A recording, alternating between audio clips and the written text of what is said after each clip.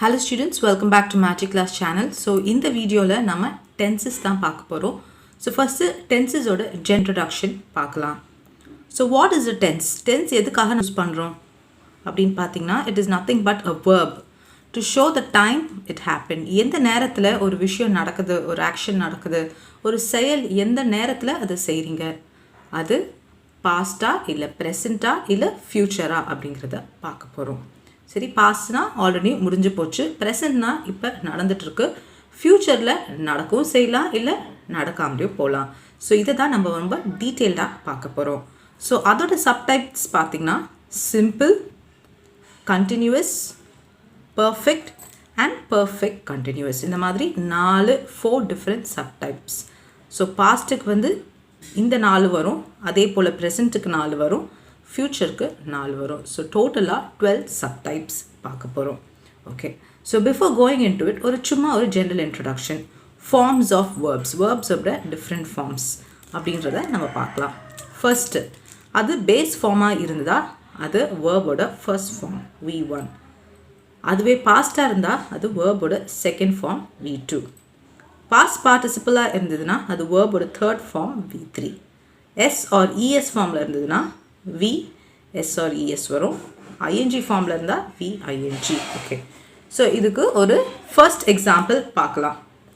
For example, பேஸில் வந்து plane இருக்கிறது பாஸ்டில் வந்து ED பிளேடாக மாறிடும். பாஸ்ட் பார்ட்டிசிபிள்லையும் பிளேட் EDயாக மாறிடும். ஸோ SES ஃபார்மில் வந்து பிளேஸ் அப்படின்னு மாறிடும், எஸ்ஸில் மாறிடும். ஸோ ING ஃபார்மில் பிளேயிங்னு மாறிடும். நெக்ஸ்ட் எக்ஸாம்பிள், கோ அப்படிங்கிறத வந்து பேஸ் ஃபார்ம் எடுத்துக்கலாம். ஸோ இது பாஸ்ட்னா போயிட்டான், ஏற்கனவே போயிட்டான், வெண்ட். பாஸ்ட் பார்ட்டிசிபிள் வந்து கான். எஸ்இஎஸில் வந்து கோஸ் அண்ட் ஃபைனலி ING ஃபார்மில் வந்து கோயிங். ஸோ இதுதான் ஜென்ரல் இன்ட்ரடக்ஷன். ஸோ இப்போ நம்ம ஒவ்வொன்றா டீட்டெயிலாக பார்க்கலாம். ஸோ சப்டைப்ஸில் ஃபர்ஸ்ட்டு சப்டைப் சிம்பிள். ஸோ அதை வந்து நம்ம ப்ரெசண்ட்டுக்கு, பாஸ்ட்டு, ஃப்யூச்சர் மூணுத்துக்கும் அப்ளை பண்ணி பார்க்கலாம். ஸோ ஃபஸ்ட்டு வந்து simple present tense. What is a simple present tense? எதுக்காக அதை யூஸ் பண்ணுவோன்னு பார்த்தீங்கன்னா, an action that occurs on a regular basis. ஒரு விஷயம் வந்து ரெகுலராக நான் பண்ணிக்கிட்டே இருப்பேன் அப்படின்னா அது simple present tense.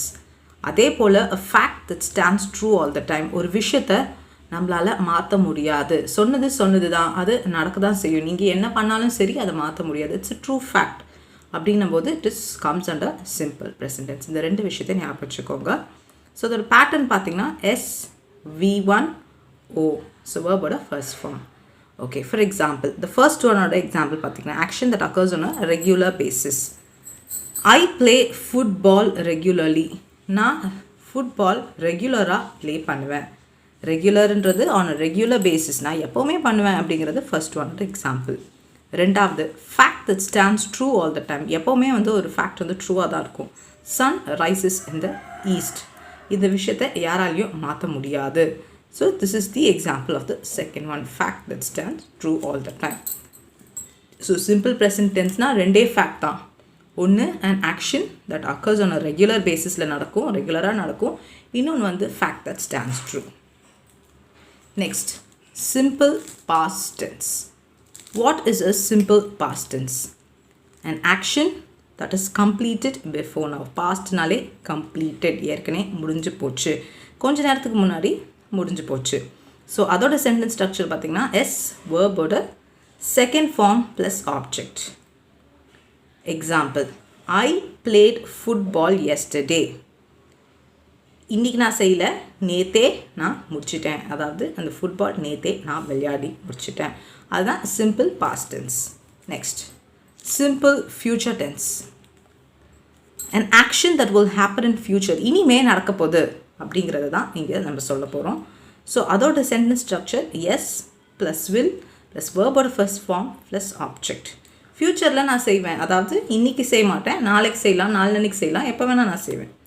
I will play football tomorrow. நாளைக்கு நான் ஃபுட்பால் விளையாட போகிறேன். ஸோ இதோட ஃபர்ஸ்ட் சப்டைப், அதாவது சிம்பிள் சப்டைப் முடிஞ்சது. இப்போ நெக்ஸ்ட்டு நம்ம அடுத்த சப்டைப் பார்க்கலாம். அடுத்த சப்டைப் ப்ரெசண்ட், கண்டினியூஸ் டென்ஸ், அதாவது கண்டினியூஸ் சப்டைப் தான் பார்க்க போகிறோம். அது ப்ரெசண்ட்டு, பாஸ்ட்டு, ஃப்யூச்சருக்கு பார்க்க போகிறோம். ஸோ ஃபஸ்ட்டு பார்த்திங்கன்னா ப்ரெசன்ட் கண்டினியூஸ் டென்ஸ். இது எப்போ நடக்கும்னா an action which is currently going on. ப்ரெசண்ட்னாலே என்ன அர்த்தம்? இப்போ செய்கிறது. கண்டினியூஸ்னால் இன்னும் நடந்துகிட்டே தான் இருக்குது, இன்னும் முடியலை அப்படிங்கிறத தான் இங்கே நம்ம சொல்கிறாங்க. ஸோ அதோட ஸ்ட்ரென்த் அண்ட் ஸ்ட்ரக்சர் பார்த்திங்கன்னா S + B + VING plus object. So இந்த பி வந்து இஸ்ஸாக இருக்கலாம், ஆமாக இருக்கலாம், இல்லை ஆராக இருக்கலாம், டிபெண்டிங் ஆன் எந்த டைப் ஆஃப் பர்சன். ஐனா ஃபர்ஸ்ட் பர்சன் பற்றி பேசுகிறீங்க, இல்லை அடுத்த செகண்ட் பர்சன் பற்றி பேசுகிறீங்களா அப்படிங்கிறத பேஸ் பண்ணி இந்த பி இது மாறும். ஸோ எக்ஸாம்பிள், ஐ ஆம் பிளேயிங் ஃபுட்பால் ரைட் நவ். பிளேயிங்கிறது ப்ரெசண்ட்டாக இப்போ நீங்கள் பண்ணிகிட்டு இருக்கீங்க. And currently going on right now, நான் இன்னும் விளையாடிட்டு தான் இருக்கேன், நான் இன்னும் முடிக்கலையே அப்படிங்கிறது தான் ப்ரெசண்ட் கண்டினியூஸ் டென்ஸ்.